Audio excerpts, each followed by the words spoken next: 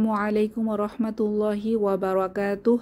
প্রিয় শিক্ষার্থী বোনেরা, আহলান ওয়া সাহলান। আমাদের আজকের ক্লাসে, গত ক্লাসে আমরা নুন সাকিন এবং তানভিনের নিয়মগুলো শিখেছিলাম এবং ইকলাব, ইদগম, ইজহার এবং ইকফা নিয়ে বিস্তারিত আলোচনা করেছিলাম। আজকের ক্লাসে আমরা মিম সাকিন অর্থাৎ মিমের উপরে সাকিন দিলে মিম সাকিন বলে, এই মিম সাকিন কখন গুন্নাহ করে পড়তে হবে এটা নিয়ে আলোচনা করব এবং আমরা বিগত ক্লাসগুলোতে যে ইম্পর্টেন্ট রুলসগুলো নিয়ে আলোচনা করেছিলাম সেগুলো আবার একটু রিপিট করার চেষ্টা করবো ইনশাল্লাহ। তবে চলুন আমাদের ক্লাস শুরু করা যাক। তাহলে মিম সাকিনের রুলস এখানে দেখি আমরা।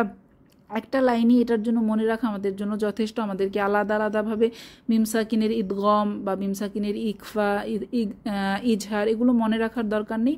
আমরা জাস্ট একটি লাইনই মনে রাখবো যে মিম সাকিনের পরে যদি বা অথবা মিম হরফ আসে তাহলে গুন্নাহ করে পড়ব, অন্যথায় গুন্নাহ করব না।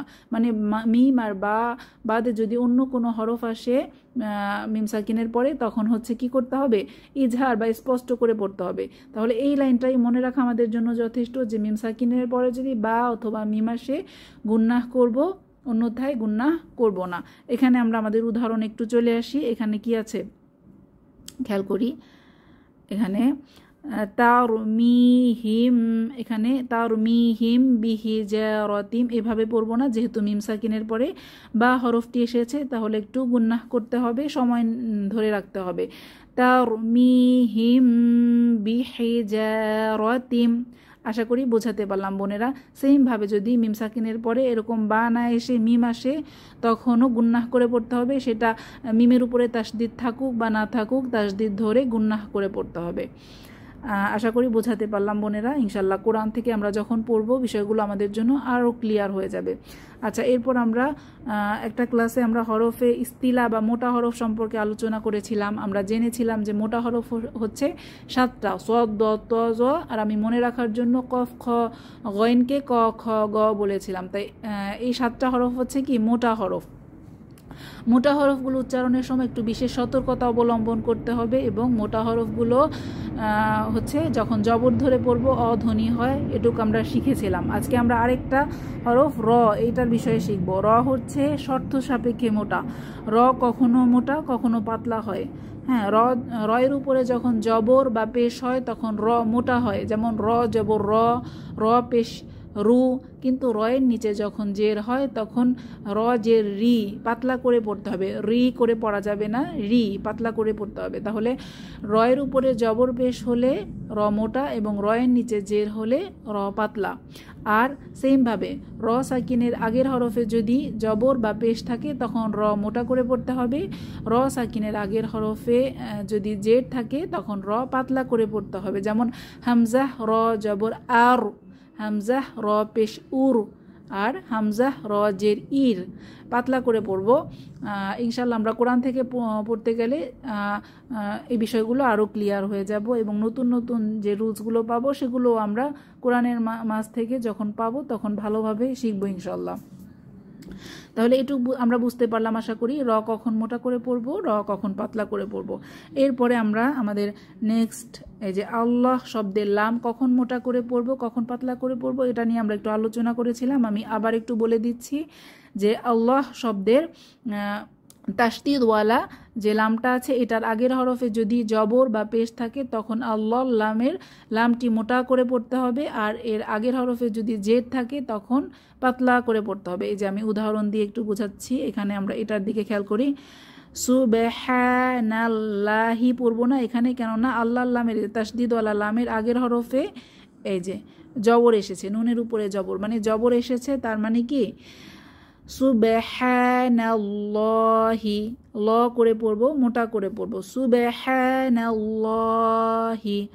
এরপর এখানে আছে আলহামদুলিল্লাহি, এটা আবার লিল্লাহি হবে, কেননা এই যে এখানে দেখি এই যে তাসদিদওয়ালা লামের আগের হরফ লামে কি আছে, জের আছে, মানে জের আছে, এজন্য পাতলা করে লা এভাবে পড়তে হবে, আলহামদুলিল্লাহি। আশা করি বোঝাতে পারলাম বোনেরা আল্লাহ শব্দের কখন লামটা মোটা হবে কখন পাতলা হবে।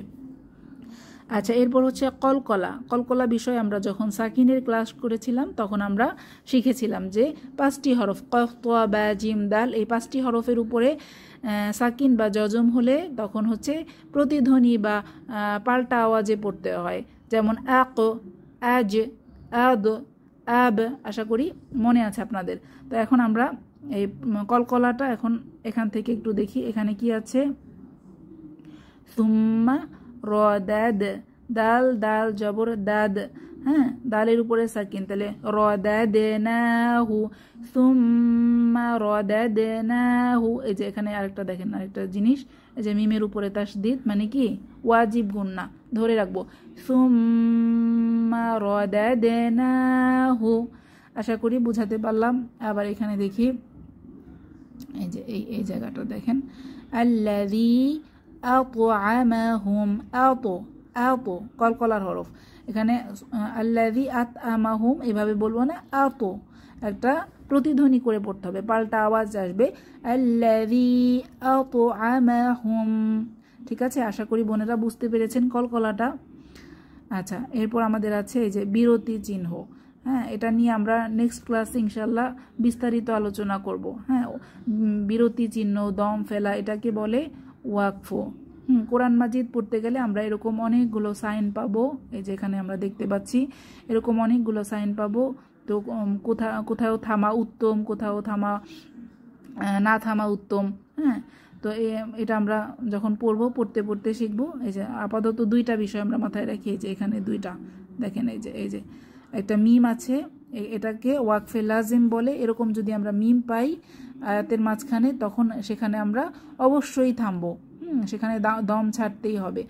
আর যেখানে এরকম লাম আলিফ, এই সাইনটা পাবো ছোট লাম আলিফের মতো, তখন সেখানে দম ফেলা যাবে না। আয়াতের মাঝখানে আসলেও তখন কি করতে হবে, মিলিয়ে পড়তে হবে, 2 অংশ মিলিয়ে পড়তে হবে।